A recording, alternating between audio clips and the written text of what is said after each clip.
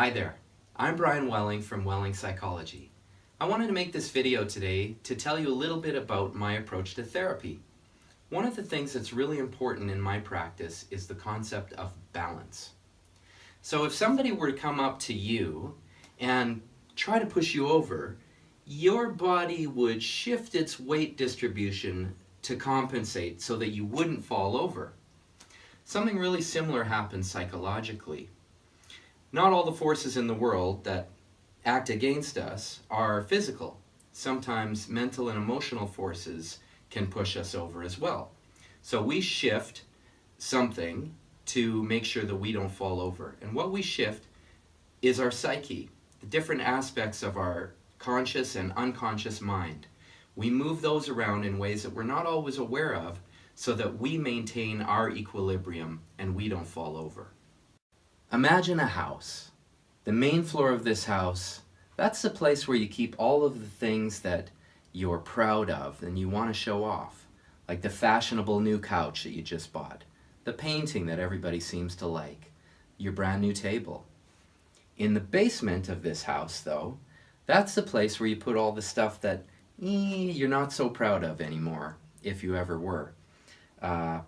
You put the ratty old couch down there, you put the ugly old painting down there. The things that you aren't quite sure you'd be accepted for. They all go in the basement. Now your psyche is a lot like this house. Carl Jung had a word called persona, which he used to describe the mask or the face that we show to the world. That's a lot like the main floor of this house. We show off to the world those aspects of our personality which we think we're going to be accepted for. They're the things that might even be required of us. The basement, however, that's very similar to what Jung called the shadow. The shadow is the place where we relegate aspects of our personality that we're not so sure about. Those things that we may be ashamed of, that we don't even want to acknowledge to ourselves because we feel that we won't be accepted for them. We have to disown them, cut them off, repress them. Now let's say you grew up with an alcoholic parent, for example. Somebody who tried to get you to parent them or to do their job for them and to parent your siblings. Anytime you wanted to do something for yourself, you were shamed for it. Anytime you wanted to follow your own dreams or pursue your own passions or your own interests, that didn't go over well with your parent. So here you see that there's a force that is pushing against you, a force that could push you over and destroy your fragile ego unless you shift things around in your psyche. And so unconsciously, you do exactly that. You decide that your parent is right. You have to be responsible. You have to be selfless.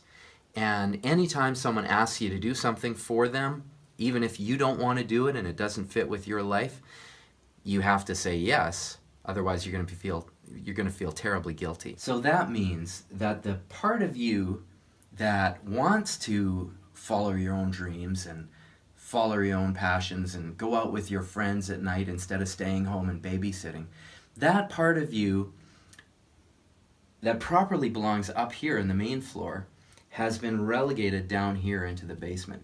You've had to repress that part of you because it feels selfish to you. And so you end up disowning it. And so doing things like this can help us survive our childhood, which is absolutely crucial.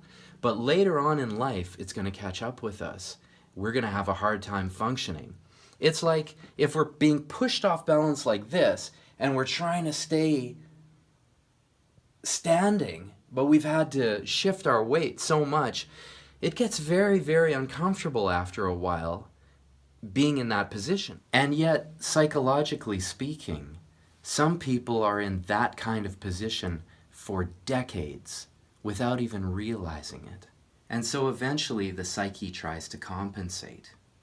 What's going on is that this person in our example has had to repress those parts of himself that would nurture himself.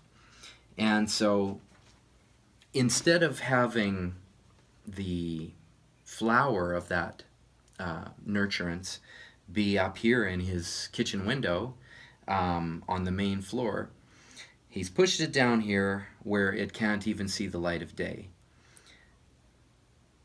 But every part of your psyche wants to see the light of day. It wants to be acknowledged. So ultimately what's going to happen, if you shove enough into your basement, it's eventually going to leak out, and it's going to find its way out and up, and it's going to break through the surface like a weed in your yard. A weed because you didn't plant it. But it's going to find the light of day one way or another, whether you intend it to or not. And these weeds are often what people come in to see me about. These are things like addictions and other symptoms. These are the ways that your psyche is trying to compensate for those aspects of your personality which you won't intentionally let be expressed. So as Jung might have put it, whatever we fail to bring to consciousness shall surface as our fate. In this hypothetical example, what's beginning to surface as this person's fate is described as a weed here. So to put it in more concrete terms, what might be going on for such a person is that because he refuses to intentionally say yes to himself and to follow his own agenda, because it makes him feel ashamed and goes against the way he was able to survive his childhood, his psyche's going to try to compensate for that. He's underindulging in things. So his psyche's going to try to compensate for that by having him overindulge in things without even realizing that he's doing it, or without meaning to do it. So he may overindulge in drinking, smoking, sex, gambling, eating, any number of things. Or possibly he will become quite passive-aggressive. If he's never able to say no to people, what might happen is that he resents that he doesn't say no, but yet he still smiles and says yes all the time. And to make up for it, he starts stealing from the people that he feels are taking advantage of him. Yet all the while, he's not said no to them. So what we won't give to ourselves consciously, the psyche will try to make sure that we get unconsciously. And the problem with that is that when your decisions are being driven unconsciously, you may end up in places that you don't want to go. So what I do in therapy then is to not only address the weed itself, but also follow the weed on down to its roots. And where they lead us is always to that disowned part of yourself, those aspects of your personality that have been repressed and cut off. And our task in therapy that we work on together is to reclaim those things so that they can come back up to the main floor of your psyche, and you can live life in a way that's balanced again without being uncomfortable and without hurting yourself or the people that you love. So if you'd like to explore some of these things yourself, give me a call. Welling Psychology, 780-439-8787. I'd be happy to work with you.